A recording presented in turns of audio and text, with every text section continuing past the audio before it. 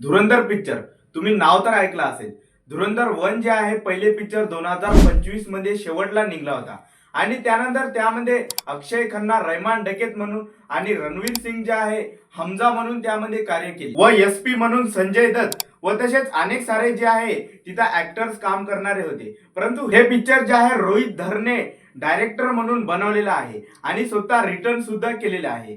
परंतु मित्रांनो, यामध्ये अनेक सारे जनतेचे प्रश्न आहे की हे जे पिक्चर आहे बीजेपीचा प्रोपोगेंडा म्हणजेच बीजेपीने यामध्ये काही हात असू शकतो का आणि त्यामध्ये नरेंद्र मोदी जे आहे त्यामध्ये त्या पिक्चर मध्ये बढावा दाखवलेला आहे असा अनेक सारे जनते जे आहे कमेंट मध्ये सांगत आहे की बीजेपीचं जे आहे म्हणजे त्यामध्ये आपल्याला दिखावा केलेला आहे. अशा अनेक सारे गोष्टी म्हणजे आपल्याला बघायला मिळत आहे. परंतु तुम्ही धुरंधर 1 पिक्चर तर पाहिला असेल. आता रिलीज झालेला 2026 मध्ये मार्च महिन्यात जे धुरंधर 2 हा पिक्चर जे आहे खूप म्हणजे त्यामध्ये सुद्धा आपल्याला बीजेपीचेच काही कारनामे असे आपल्याला म्हणल्या जात आहे. हे खरं आहे का आणि यामध्ये किती खरं आहे या व्हिडिओमध्ये आपण संपूर्ण माहिती जाणून घेणार आहे. म्हणून व्हिडिओ जे आहे तुम्ही शेवटपर्यंत नक्की पहा. बाकी धुरंधर 2 बद्दल मी तुम्हाला थोडक्यात माहिती देतो. परंतु मला एक आवडलेला सर्वात जास्त त्याच्यातला एक सीन आपला आजोबा आर्मी आणि त्यानंतर आपला बाप पण आर्मी आणि आपण पण आर्मी मध्ये स्वप्न ठेवून जे आहे आपण पण आर्मी बनलो असं म्हणजे त्या धुरंधर 2 मध्ये आपल्याला पार्ट 1 म्हणून जे आहे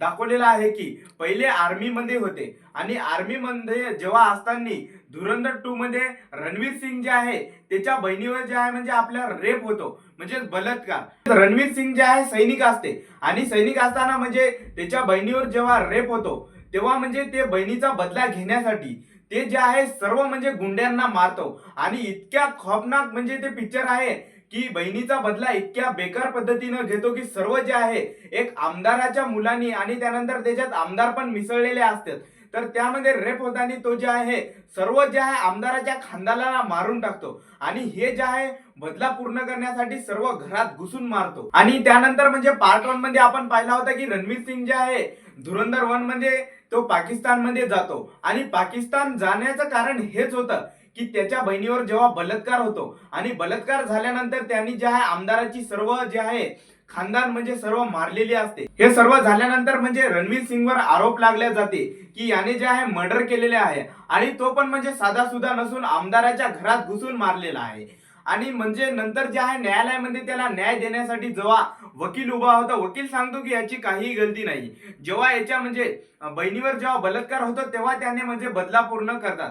परंतु नियमानुसार जे आहे मग आपल्याला न्यायालयाकडून असे नियम मिळते की म्हणजे याला फाशी झाली पाहिजे आणि फाशी होण्याचे म्हणजे जे आहे वकील खूप प्रयत्न करतो की हे वाचला पाहिजे परंतु तो कोणत्याही प्रकारचा वाचू शकला नसल्यामुळे 90% गॅरंटी असते की त्याला फाशी होणार आणि 10% म्हणजे वाचण्याची शक्यता. परंतु त्यावेळेस जे आहे आपल्याच भारताचे जे काही म्हणजे एक मोठे लीडर ते जे आहे त्याला सांगतात आणि जेव्हा त्याला म्हणजे फाशी देण्यासाठी एका कारागृहामध्ये नेल्या जाते किंवा त्याला पकडून एका कारागृहामध्ये टाकण्यास नेल्या जाते तेव्हा ते दोन जे आहे मोठे तेव्हाच रणवीर सिंगची गाडी अडवतात आणि रणवीर सिंगला जे आहे ते दोन मोठे लीडर नेतात. नेल्यानंतर ते लीडर म्हणतात रणवीर सिंगला की तुझ्या जागी जर मी जरी असतो तर मी पण हेच केलं असतं. आणि त्यानंतर रणवीर सिंग म्हणते की आपल्यात जर बदला घ्यायची ताकद असली तर आपण बदला घेतलाच पाहिजे आणि त्यानंतर अशा वेळेस जर कोणी पण असो की आपण जर अशी वेळ आली तर बदला नक्कीच घेतला पाहिजे. आणि त्यानंतर दुसरी गोष्ट म्हणजे अशी होती की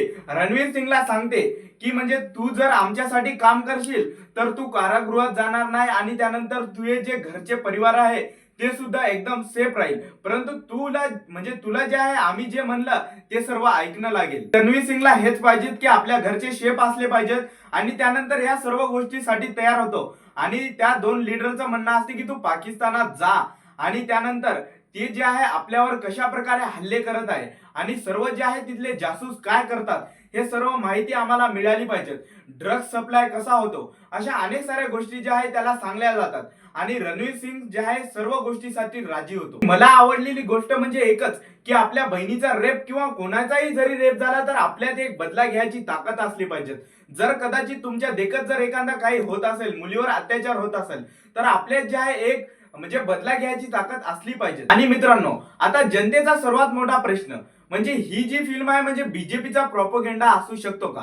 हो मित्रांनो, 10% तर प्रोपोगेंडा असू शकतो परंतु माझ्या मते जे आहे तुम्ही त्याच्यात बीजेपीचं काही पाहू नका. तुम्हाला जे म्हणजे त्याच्यात शिकण्यासारख्या गोष्टी आहे ते तुम्ही शिकून घ्या. आणि त्यानंतर एकदम पहिले जे आहे पिक्चर चालू होतो त्यानंतर तिथे एक डिस्क्लेमर येते की हा पिक्चर जे आहे एक काल्पनिक आहे आणि या पिक्चरचा म्हणजे रिअल घटनाशी कोणताही संबंध नाही. व तसेच तुम्ही जे आहे एक काल्पनिक रीत्याने पहा आणि त्यानंतर तुम्ही जे सत्यता जीवन आहे यावर कोणताही आधारित करू नका. आणि नेमका प्रॉपोगेंडा म्हणजे काय, तर बीजेपीचं म्हणजे काय आहे, सर्व काँग्रेसनी काही केलं नाही आणि बीजेपीनंच सर्व केलं हे त्या गोष्टीमध्ये आपल्याला दाखवून म्हणजे आशा दाखवण्याचा प्रयत्न केला आहे की बीजेपी म्हणजे आपल्या भारतासाठी खूप चांगली आहे. नोटाबंदी केल्या वेळेवर, म्हणजे समजा त्या भारतामध्ये पाकिस्तानातून जे आहे भारतात नकली नोटा सप्लाय होतात आणि नकली नोटा सप्लाय करताना जे आहे रणवीर सिंग मदत करतो आणि त्यानंतर रणवीर सिंग सांगते की जे पाकिस्तानहून जे आहे नोटा आपल्याकडे सप्लाय होणार आहे आणि आपल्याच पैशाने जे आहे ड्रग्स आपल्यालाच विकणार आहे.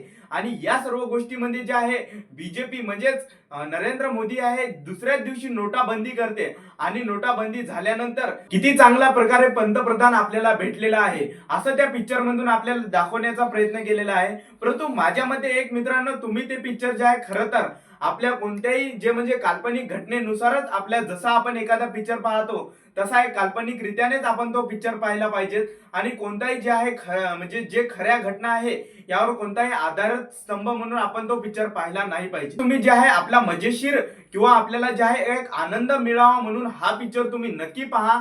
आणि तुम्हाला जर वाटत असेल की खरंच यामध्ये बीजेपीचं काही आहे तर तुम्ही नाही पाहिला तरी चालतो. परंतु माझ्या मते जे आहे एकच तुम्हाला सांगतो, आपल्यावर सर्व अवलंबून आहे की आपण तो पिक्चर कोणत्या नजरेने पाहतो. बाकी मित्रांनो, तुम्हाला तर बीजेपीचे कामे पाहायचे असेल, मागे मी एक व्हिडिओ टाकलाच होता की बीजेपीचे कशा प्रकारे कामे आहे, हे व्हिडिओ जे आहे तुम्ही क्लिक करून पाहू शकता. आणि हे जो पिक्चर आहे आपला म्हणजे माइंड ब्लॉकिंग सुद्धा करू शकतो. म्हणजे ज्यांना समजायचं, समजा एज्युकेटेड शिक्षण म्हणजे जे शिक्षण घेणार आहे ते चांगल्या प्रकारे या पिक्चरचं कसं काय आहे, प्रॉपोगंडा आहे कसं काय, हे सर्व शिकू शकते.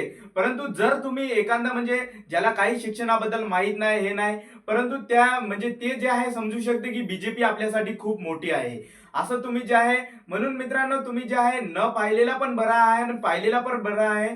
तुम्ही त्यामुळे जे आहे फक्त एक आनंद म्हणूनच हा पिक्चर पहा. बाकी मित्रांनो, धन्यवाद आणि भेटूया नवीन व्हिडिओमध्ये. अशाच व्हिडिओसाठी आता चॅनलला सबस्क्राईब करा. भेटूया नवीन व्हिडिओमध्ये.